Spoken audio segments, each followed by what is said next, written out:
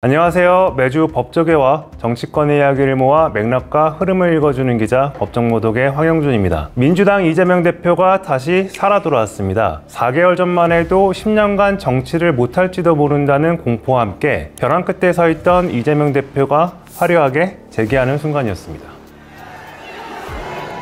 오늘의 이 장면도 대한민국 현대사의 한 장면이 될 것입니다. 기본적인 사실 인정부터 도저히 수긍하기 어려운 그런 결론입니다. 이제 검찰도 자신들의 행위를 좀 되돌아보고 더 이상 이런 국력 낭비하지 않기를 바랍니다. 사필 기정 아니겠습니까?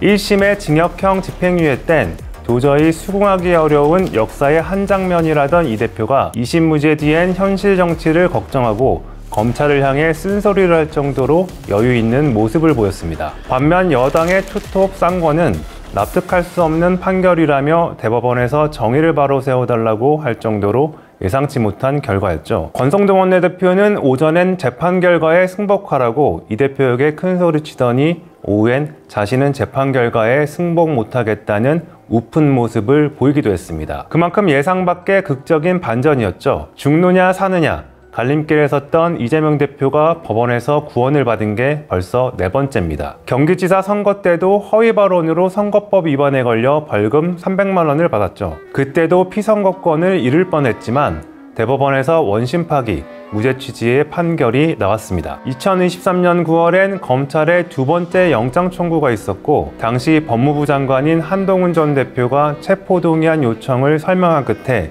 국회에서 가결됐습니다. 헌정사상 첫 야당 대표의 체포동의안 가결이었습니다. 하지만 법원에서 또 기각결정을 내렸고 다시 기사회생했죠. 지난해 위증교사 사건 1심은 다수가 유죄를 예측했지만 결과는 무죄였습니다. 위증교사의 고의가 없었단 이유였죠. 그리고 이 대표의 정치사에서 가장 큰 위기가 될 거라던 선거법 유죄는 무죄로 뒤집혔습니다. 이쯤 되면 이 대표의 생명력이 끈질긴 건지 정말 과한 핍박을 받고 있었던 건지 헷갈릴 정도입니다. 이재명 대표의 끈질긴 아울비백에 피닉제라 불린 이인재 전 의원에 빗대는 사람들도 있더라고요. 아무튼 이 대표는 당분간 벼랑 끝 위협을 피했고 조기 대선이 열릴지 말지는 모르지만 열린다면 민주당 대선 후보 자격은 확실하게 획득한 분위기입니다. 하지만 그렇다고 모든 사법 리스크가 사라진 건 아닙니다.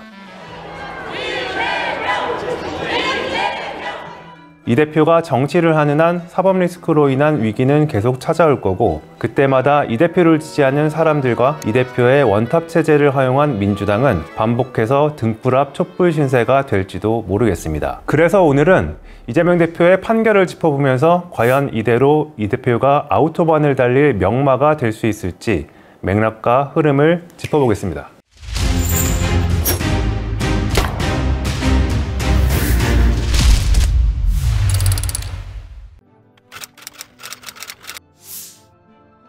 이재명 대표의 선거법 위반 2심이 무죄로 나오자 여권 주자들은 일제히 비판했습니다. 거짓말 면허증부터 정해놓은 무죄에 맞춘 논리다. 법 앞에 모두가 평등하단 가치가 훼손됐다. 이런 도덕성부터 헌법 가치까지 거론하며 다양한 유형의 비판이 쏟아졌습니다. 또 여당에선 누구든 거짓말하고 과장된 의견이라고 하면 되냐는 자조 섞인 지적도 나왔죠. 직접 들어본 법조계 반응 역시 의외였다는 평이 줄을 이뤘습니다. 1심 징역형 유죄에서 무죄로 180도 다른 판결이 나온 것도 그렇거니와 낙선한 패자에 대한 과도한 처벌이란 목소리를 감안하더라도 국감장에서 한 협박 발언이 화가 나서 한 과한 표현이란 이 대표의 최후 진술을 그대로 받아들인 것처럼 보였거든요. 1심에서도 무죄를 받던 김문기 몰랐다는 발언을 빼면 징역 1년에 집행유예 2년에 이르게 한 허위 발언은 2가지였습니다. 고 김문기 씨와 함께 찍힌 사진을 두고 한 발언과 백현동 부주의 용도 변경 배경을 두고 한 발언입니다. 첫 번째 발언과 관련된 사진은 4년 전 대선 당시 성남시의원이었던 이기인 개혁신당 최고위원과 국민의힘 박수현 의원이 공개했습니다. 박 의원은 여러 명이 있던 사진 중 이 대표와 김 씨, 유동규 전 본부장이 찍힌 부분을 잘라내 올리면서 골프를 친 것 아니냐는 의문을 제기했죠. 이후 채널A 방송에 나온 이 대표는 골프를 친 것처럼 사진을 공개했던데 라면서 조작한 거다라고 말했습니다. 1심 법원은 검찰의 주장을 받아들여 골프를 쳤는데 안 쳤다고 한 거짓 발언이라고 봤습니다. 하지만 2심은 조작됐다는 골프가 아닌 사진이란 이 대표의 주장을 받아들였고 무죄가 됐죠.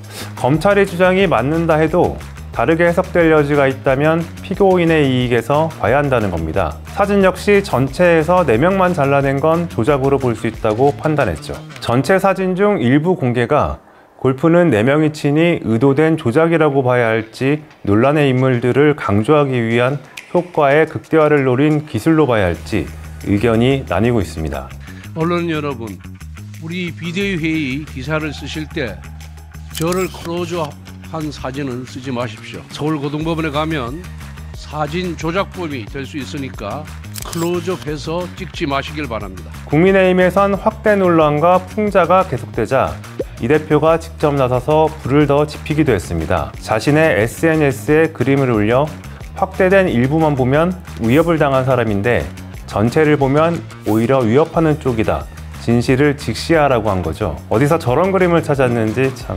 아무튼 이 밖에도 몇 차례 더 있었던 이 대표의 김문기 씨 관련 발언에 허위 여부를 판단하기 위해 방송별 인터뷰 원문을 그대로 짚어보기도 했습니다. 4번의 발언 모두 행위가 아닌 인식의 문제고 교유 여부를 판단할 수 없다고 판결했습니다. 백현동 관련 발언은 좀 더 논란의 여지가 있어 보입니다. 당시 국감장에 나온 이 대표는 패널 등을 준비해 적극적으로 입장을 밝혔기 때문인데요. 그럴 때 국토부에 저희한테 다시 일종의 압박이 왔는데, 공공기관 이전 특별법에 보면은 43조 6항이 있다. 국토부 장관이 도시관리계획 이거 변경 요구하면은 지방자치단체장은 반영해야 된다. 의무조항을 만들어놨습니다. 이걸 가지고 만약에 2015년 성남시 백현동에 있던 한국식품연구원 부지가 녹지지역에서 준주거지역으로 용도 변경이 됩니다. 준주거지역은 일반 주거지역보다 더 높게 아파트를 지을 수 있고 따라서 수익도 더 많아지겠죠. 그러다 보니 녹지지역에서 4단계나 상향 조정된 것에 특혜 논란이 붙었고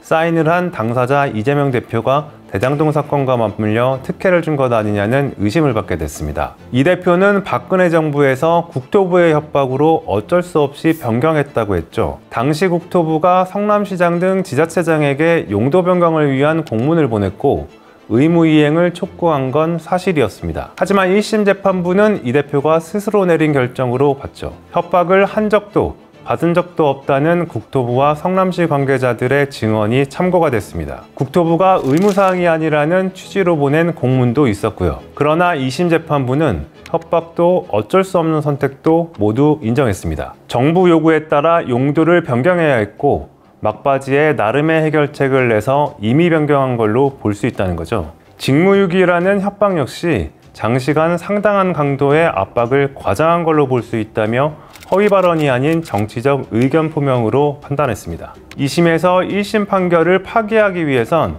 그를 뒤집을 만한 결정적인 증거나 증언이 나와야 하는 게 일반적입니다. 하지만 2심에서 증인 2명에게 국토부 압박 여부를 물은 것 말고는 새롭게 검증된 게 없었습니다. 직무유기 협박 발언 역시 이 대표의 행위가 아니라 국토부의 행위를 말한 것이라고 판단했고요.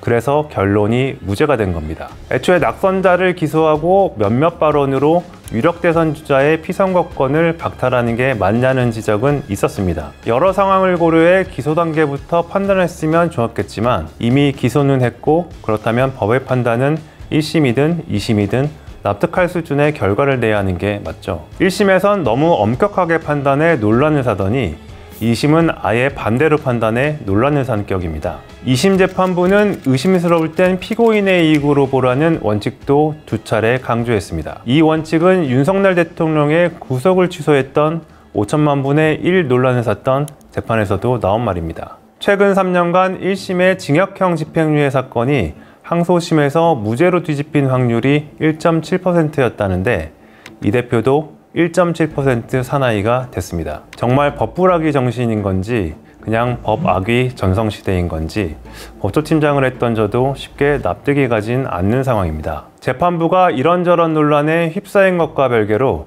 이 대표 발걸음은 한껏 자유로워진 것 같습니다. 무죄를 선고받은 날 자신의 고향이자 산불 피해 지역인 안동을 찾았고 다음 날도 피해 주민들을 만나 나라가 책임지겠다는 지도자급 발언도 내놨습니다. 이번 무죄 선고가 이 대표에게 가장 반가운 소식이 된 건 바로 조기 대선 가능성 때문입니다. 당장 언론에서도 이 대표 무죄와 대선을 결부시킨 제목의 기사가 많이 나왔죠. 이재명 대표는 지금 12개의 혐의로 5개의 재판을 받고 있습니다. 그중 속도가 가장 빨랐던 게 이번 재판이었죠. 항소심과 상고심까지 포함하면 앞으로 12번의 선고가 남았지만 조기 대선이 열린다면 60일 안에 선거가 치러져야 하니 그 안에 재판 결과가 나오긴 어려워 보입니다. 또 이 대표가 그다지 성실하게 재판을 받고 있는 분위기도 아닌 것 같고요. 선거법 재판에 과연 633 원칙이 적용돼 앞으로 3개월 안에 대법원이 결론을 낼 수 있을지 의문입니다. 그 전에 조기 대선이 치러진다면 이 대표의 발목을 잡기엔 어렵다고 봐야겠죠. 그래서 여당에선 대법원이 직접 심리하고 판단을 내리는 파기 재판을 해야 한다는 주장도 나오고 있는데요. 2023년 형사사건 중 법원이 파기 재판을 선택한 건 전체의 0.073%밖에 되지 않을 정도로 아주 드문 사례라 실행 가능성이 커 보이진 않습니다. 그렇다면 문제는 조기 대선이 진짜 언제 열릴 건지입니다. 헌재는 이번 주 금요일에 윤 대통령의 탄핵 심판을 선고하기로 했습니다. 만약 결론이 파면으로 나온다면 조기 대선이 열리고 이 대표에게 나쁜 상황은 아닐 겁니다. 지난주 한국갤럽 조사는 3월 25일부터 3일간 조사를 해서 이 대표의 선거 결과가 일부 반영됐는데요. 민주당의 지지율은 소폭 오르고 국민의힘 지지율은 3%포인트 떨어졌습니다. 오랜만에 여야가 오차범위밖에 차이를 냈죠. 탄핵 찬성 여론도 전주와 비교하면 큰 변화는 아니지만 2%포인트 오른 반면 반대쪽은 그만큼 줄었습니다. 국민의힘 지도부가 논란을 각오하면서까지 이 대표 재판에 관련된 판사들 실명을 거론하고 여당 주자들은 이 대표 비판에 열을 높이는 이유도 어대명에 대한 불안감 때문일 겁니다. 들어보니 대통령실 사람들도 이 대표 무죄 뉴스를 보고 무거운 침묵에 휩싸였다고 하더라고요. 아마 이 대표가 유죄 판결을 받았다면 대통령실이 입장을 냈을지도 모르지만 무죄가 나오니 입장을 내지 않았습니다. 이런 위기나 공포감이 이 대표의 대선을 향한 독주에 브레이크를 걸 수도 있을 겁니다. 만약 대통령이 파면된다면 국민의힘이 헤어질 결심을 얼마나 빠르게 똑똑하게 할지에 달려있을 거고요. 만약 파면이 안 된다면 윤석열 대 이재명 라운드 2가 되고 걷잡을 수 없는 혼란의 시대가 올 수도 있습니다. 없지만 검찰과 짰다는 그런 정황이 있다고 말씀을 하셨는데 이에 대해서 좀 한 말씀 부탁드립니다. 이미 뭐 다 지난 일이고 앞으로 우리가 해야 될 일은 어쨌든 당에 있는 모든 역량을 다 모아서 이 혼란상을 극복해야죠. 이제 다 지난 일입니다. 누군가는 이 대표의 대권 가도가 순풍의 돛담배라고 보겠지만 제가 보기엔 꼭 그렇지만도 않습니다. 이적이 이재명 대표의 적은 이재명 대표일 수 있기 때문이죠. 비명계와 화합 분위기가 무르익을 무렵 이 대표는 한 인터넷 방송에 나와 자신의 체포동의안이 가결된 게 당 내부와 검찰의 내통이었다고 의혹을 제기했습니다. 어떤 증거도 없다면서 툭 결탁설을 던진 겁니다. 의도를 했든 안 했든 이 대표의 이 발언으로 좋았던 당 분위기는 파토가 났죠. 유달리 비호감도가 높은 정치인으로 꼽히는 이유 중 하나가 바로 이런 점입니다. 하지 않아도 될 말, 굳이 날 세우지 않아도 될 말로 이 대표가 깎아먹은 이미지만 꽤 될 겁니다. 거기다 0.73% 차의 패배의 트라우마인지 중도층, 보수층 확장에 안간힘을 쓰고 있습니다만 덜 다듬어진 채 내뱉은 말은 오히려 오락가락한다는 인상을 주고 있죠. 확고부동한 차기 주자 1위지만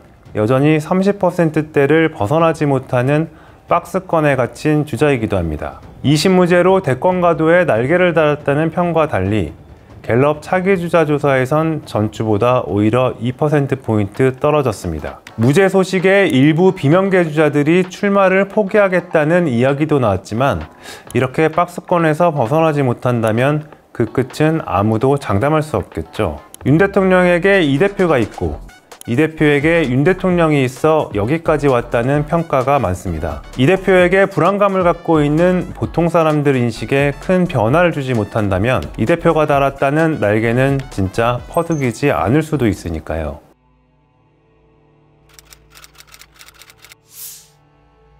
찢어지게 가난한 집에서 자라 학교 대신 공장을 다녔고 검정고시로 법대를 가고 한나라의 대통령 후보가 되는 이 인생사는 분명 정치인에겐 플러스 스토리일 겁니다. 가난을 알기에 국민의 마음을 알고 가진 게 없기에 나라의 역할을 고민했을 거다. 하지만 그 주인공에게 국민 70%가 선뜻 손을 내밀지 않는 건 왜일까요? 그의 주장처럼 비주류여서 검찰의 탄압 때문에, 상대의 악마 때문에, 단순히 그뿐만은 아닐 겁니다. 작은 정치에서 성공을 만들어낸 그의 방식이 나라를 이끄는 큰 정치에 맞는다는 확신이 없기 때문일 겁니다. 그리고 이 주저함은 이 대표가 스스로 만들어낸 결과물이기도 하고요. 1심 유죄가 2심에서 무죄가 됐다고 모든 것에 면죄부를 받은 건 아닙니다. 이제부터가 이 대표의 진짜 심판의 시간이 될 테니까요.